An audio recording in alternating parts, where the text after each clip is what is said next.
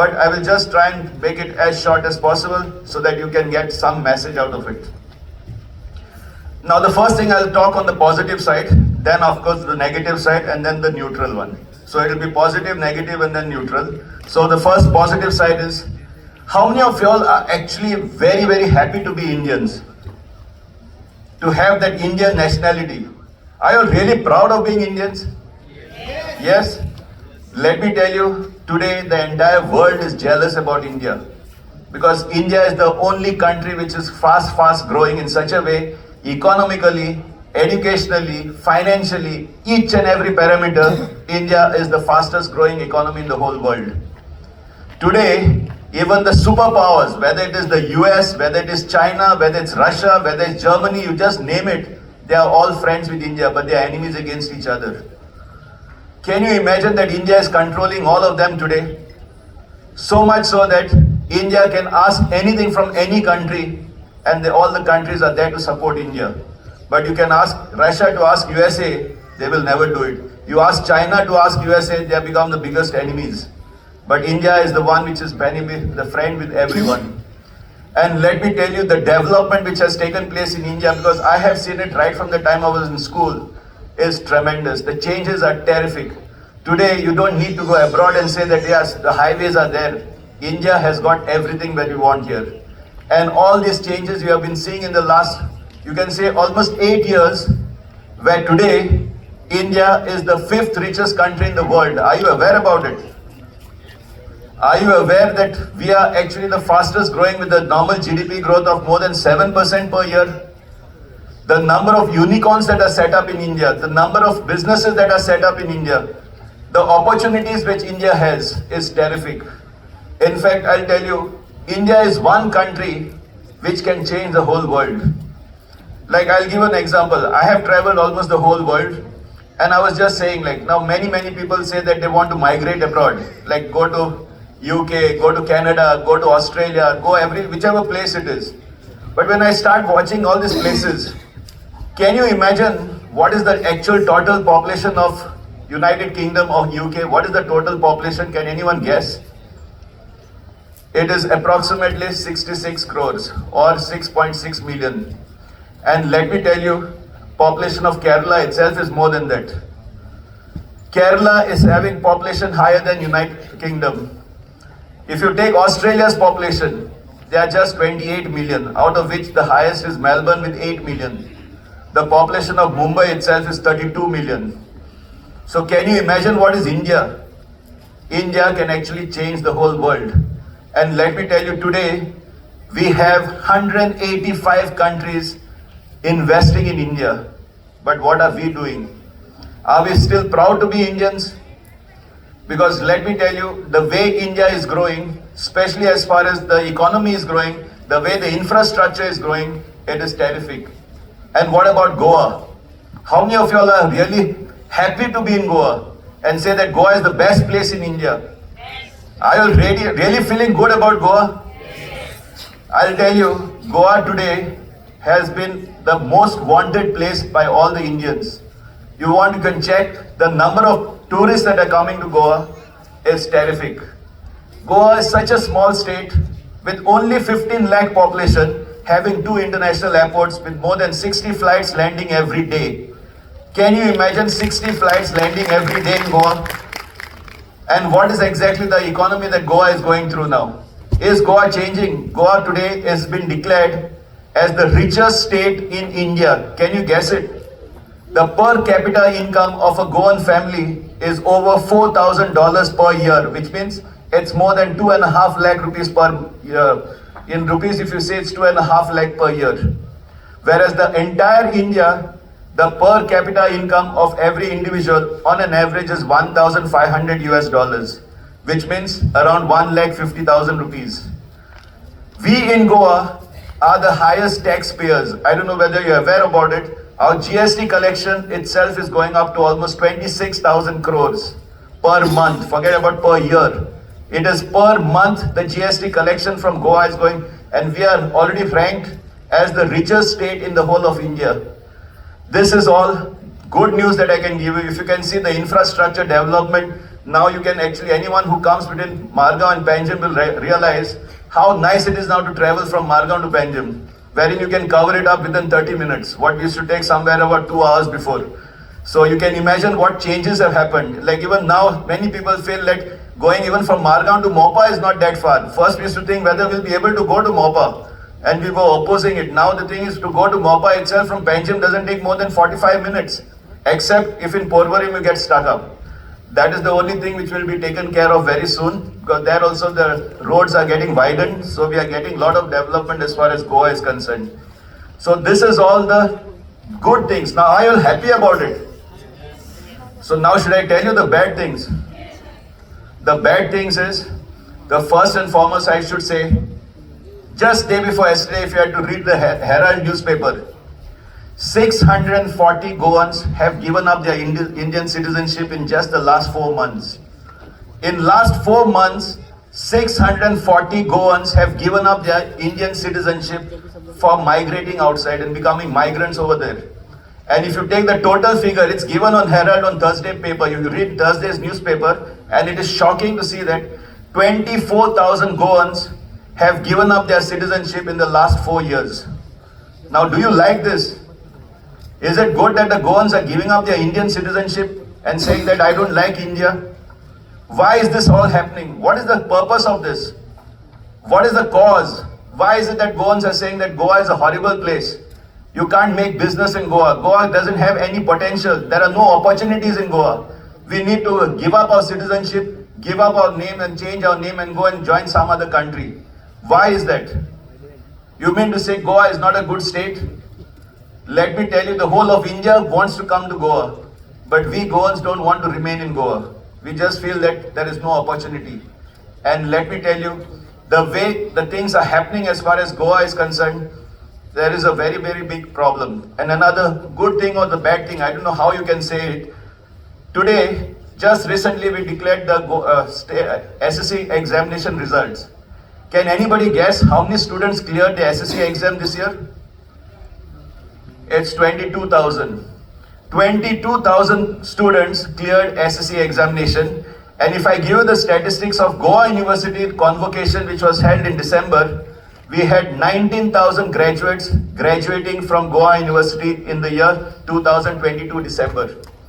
Now this you might say is a good news, but if I tell you the bad news, out of these 19 or 18,000 graduates, not even more than 1,000 graduates have got a job with salary more than 15,000 rupees in Goa.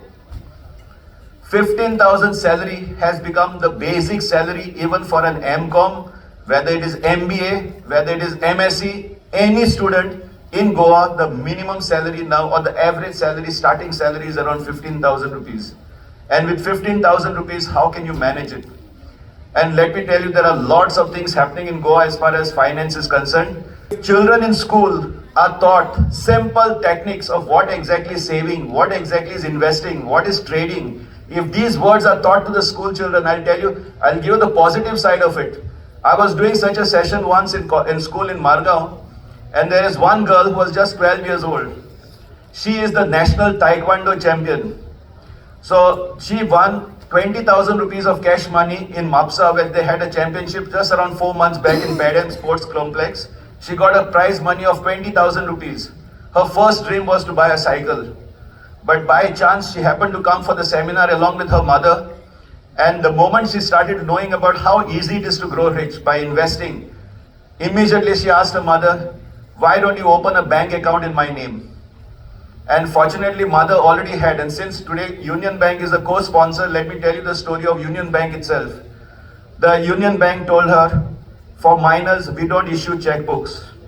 I said, not issuing checkbooks? Why is that you can't? Because now mutual funds, even children can invest. Why is that checkbooks are not issued by the bank?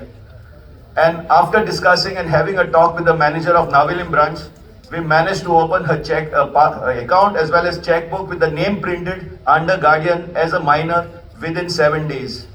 And let me tell you, if children are not taught about investments, and if banks start saying that we cannot give a checkbook to a minor child, we are actually committing a crime. Because I'll tell you now, this girl, when she started investing, she put her 20,000 rupees in an investment Her father told her, I will save 5,000 rupees a month for you, provided you do well in your studies.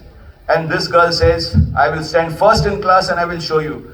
And because of that one sentence, instead of 5,000, her father started investing 8,000 rupees for this child. She's just 12 years old. Now just imagine by the time she's 18, if she has accumulated, say even around 1 lakh units in any mutual fund, she is already a crorepati. She can follow her passion. She can do what she wants. We have got children now today with us who are just born babies. Parents are opening the accounts for the child, and you won't imagine the grandparents are filling it up much more. Grandparents love their children very much. They are ready to give anything for the child. But the unfortunate thing is parents don't take interest and says, you put it in my name, not in the child's name. But let me tell you, if you don't show the child, just imagine, I've seen now we have more than 200 youngsters, 200 minors who have their own statement in their name. You won't imagine the pride that they feel when it is their income, when they say it's my savings. These children will start saving right from the day they are in college. And by the time they become 18, who says no one wants to be financially independent? But unfortunately in Goa, the tradition is children should not listen to money matters. Children should be kept away from it. Otherwise they won't study. They won't do this, they won't do that. And we feel that children should not be taught. And let me tell you, only because of this one habit of Goans, of not disclosing the statements to the children, children today are walking away. And what is happening is, last 7 years we have been doing these programs in colleges. I have noticed all the children who ever want to start investing, they always say, please don't tell my parents that I'm doing it. Don't tell my parents, and they will all do it without showing their parents. And most of them go into Grow App and Zerodha and start doing trading. They don't even know what is investing. And when they do trading, it's like dating. You get pleasure only for that night. You don't get fruits out of it. To get fruits, you have to invest. And let me tell you, if you don't teach children about this, today, all the graduates, even though they might have a postgraduate degree, they might have anything, even your JCIs, if you all have all your qualifications, but you don't know how to manage money, you will never ever be successful in life. And let me tell you, this is one subject which is not taught from KG to PG. And because of that, today, India is suffering. We are suffering only because we are not teaching our children how to actually educate and manage money. So if you learn how to manage money, and if you teach your children, definitely life can change. So my suggestion now for this problem which is happening, I've shown you the problem, I've shown you the good thing, now comes the solution. And JCI as an organization is dynamic. You'll have so many chapters in Goa. Now let me give you an example of JCI PONDA. When JCI PONDA approached, like JCI Ame as well as Janvi had come and approached, I just told them one thing is, if we can conduct these seminars on financial literacy for parents, especially the Parent Teachers Association, and motivate their parents to start opening bank accounts for their children, and especially minor accounts where they can be issued even a checkbook, because now we have banks coming and giving you checkbooks at home. So if in case you can actually start having minor accounts with the checkbook, and now since Union Bank is partnering with JCI PONDA, I would suggest Union Bank and JCI PONDA can conduct, we have more than 4,000 school children in PONDA itself.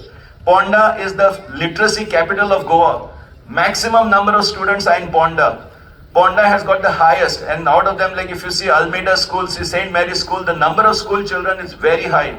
So if JCI PONDA and Union Bank together go and open minor accounts for all these children and issue them a checkbook, I'm giving you guarantee, parents will start investing in the child's name. And if the child learns about investing when he's in school, he is able to choose his profession or passion, whichever he wants. He is not forced to actually do graduation just because he has to have a graduate degree. If he is good in singing, if he is good in arts, he is good in sports, he can follow his passion without actually focusing on how I'm going to earn in the future. So understand that concept that it's very, very easy to actually grow rich in India. India is the country of opportunities. Let me tell you, in India, you set up any business, you'll always make more profit because you have enough consumers.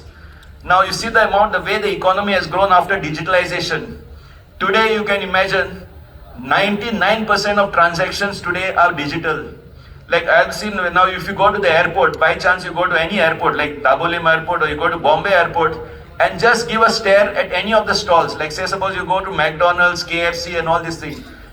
Just stand for about 10 minutes and see whether there is even one cash transaction. Everything is online. Everything is through UPI. So when it is UPI, it is all accounted.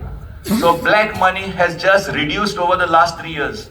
That black money transactions have reduced. Even people who are selling watermelons, selling tender coconuts, their money goes to the bank account automatically. So even if they are doing transactions of more than 2 lakhs per year, they have to file returns. So they've come into the income tax category. So you won't imagine even barbers now will have a QR code on their salon. So that means that money which was in cash is now going to the account. So all the money is accounted. So now if you don't understand how to manage money, you are definitely going to fall in trouble. And let me tell you, if you learn the simple things, like simple definition, what is the difference between saving and investing? Saving is totally different, investing is totally different, trading is something different, but each word has got a separate meaning. If you learn these basic things, let me tell you, anybody can grow rich. Today, if I'm able to be a sponsor for this program, it's all because of my passive income, not because of my earned income. As a dentist, what I was earning, it was a daily wage job. If I don't go to the clinic for one day, I don't earn 1 rupee a day. Today, whether I work or I don't work, while sleeping, I'm making much more money than what I'm making while working. Why? Because today I know how to manage money. And this thing was taught to us only by experience, that also after the age of 40. Imagine if this was taught to us when we were in school or colleges. By now would have been totally different. We would have not been daily wage workers, saying that if I close my shop today, my income stops today. If my next month's salary doesn't come, I'm in trouble. And how many of us are living on paycheck to paycheck? You won't imagine, last year we did one survey with the teachers who are retiring. 90% of teachers who are retiring with a pension less than 1/4 of their salary. Imagine a teacher earning 90,000, 1 lakh rupees per month, getting a pension of only 18 to 22,000 rupees. And now the thing is, from 60 till 75 you have to leave, because average age has gone to 75.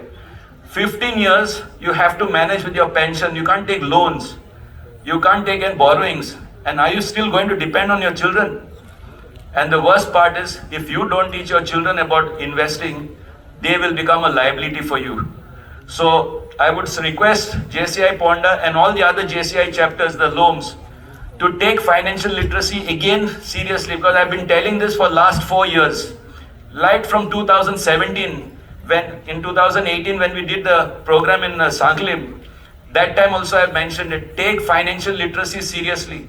If you all don't manage financial literacy, if you don't teach your own members how to manage money, don't expect success in life. And let me tell you, today the condition is very bad, so much so that today for boys and girls, young boys and girls like JCI members, even to get married is very difficult. You know why it's difficult to get married? Because the first criteria for marriage is vitamin M. If your vitamin M is very low, you cannot get married today. Means if you have no money, there's no honey. So what happens is, it's only the one who has money who gets respect. If you don't know how to manage money, you have to be down, you have to listen to everybody else. But if you know how to make money, you are the king. So just learn how to do it. It's not difficult, and India is a world of opportunities. Let me tell you, even Sensex today is at 63,000, which is the highest. And it's going to cross 1 lakh within the next 2 years. Interest rates are going to come down very soon, wherein the home loans you'll get it back at 6%. What has gone because of Ukraine war, it had gone up to 9%. It should come down to 6% very soon. And once the interest rate comes down, you just see how the stock market is going to go up. And India is going to be the 3rd richest country within another 2 years. And after 5 years, might even overtake China, might overtake USA also. Can't say. That is not in our hands. But if you want to be a part of India's growth story, please take interest as far as managing money is concerned, because money speaks only one language. You take care of me now, I will take care of you later. If you forget me now, I'll leave you later. Don't worry. Thank you.